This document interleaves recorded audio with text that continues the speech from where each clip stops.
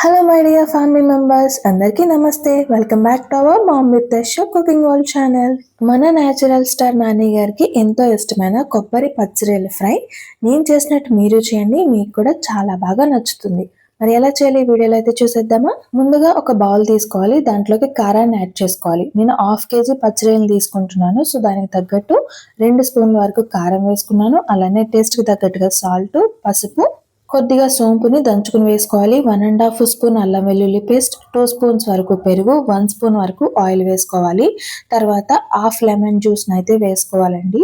వీటన్నింటినీ వేసుకున్న తర్వాత ఇవన్నీ కలిసేలా అయితే బాగా కలుపుకోవాలి.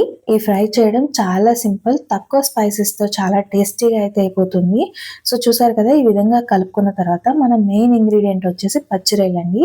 వీటిని ఎక్కువగా ఉన్నప్పుడు నేను ఉడకబెట్టడానికి కొద్దిగా సాల్ట్ వేసి ఉడికించుకుని వాటర్ అంతా లీవ్ చేసిన తర్వాత చల్లారాక వీటిని ఫ్రిడ్జ్ లో స్టోర్ చేసుకుంటాను. ఇలా చేయడం వల్ల ఎక్కువ రోజులు నిల్వ ఉంటాయి.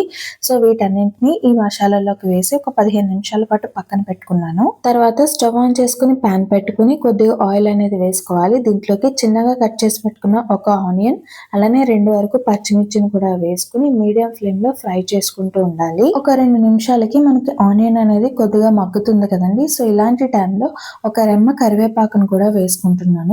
సో ఇది వేసిన తర్వాత మరొక 10 సెకండ్స్ పాటు ఫ్రై చేసుకోవాలి. ఇప్పుడు మనం కలిపి పెట్టుకున్న పచ్చిరొయ్యలు ఏవైతే ఉన్నాయో వాటిని దీంట్లోకి అయితే యాడ్ చేసుకోవాలి. ఈ రొయ్యలు అనేవి నాకు ఆల్రెడీ 50% కుక్ అయి ఉన్నాయి కాబట్టి ఒక 4 మినిట్స్ పాటు మూత పెట్టుకుని అయితే ఉడికించుకోవాలి. సో అందుకోసం ఒకసారి అంతా కలుపుకున్న తర్వాత మూత పెట్టుకుని అయితే ఉడికించుకుంటున్నాను. ఇవి ఉడికేలోగా మనం కొబ్బరిని అయితే ఒక చిప్ప వరకు తీసుకుని ఇలా తురుముకోవాలండి.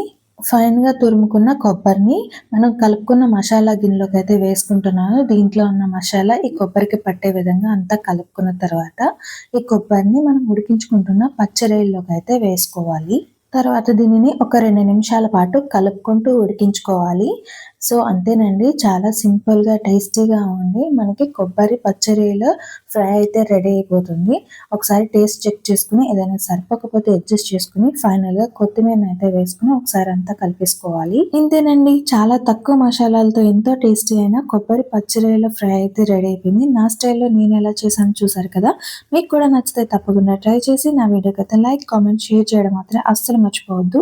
ఇది రైస్ రోటీ కాంబినేషన్ కి చాలా బాగుంటుంది. చిన్నపిల్లలు కూడా స్పైస్ తక్కువ ఉంది కాబట్టి ఈజీగా తినేస్తారు. Thank you for watching.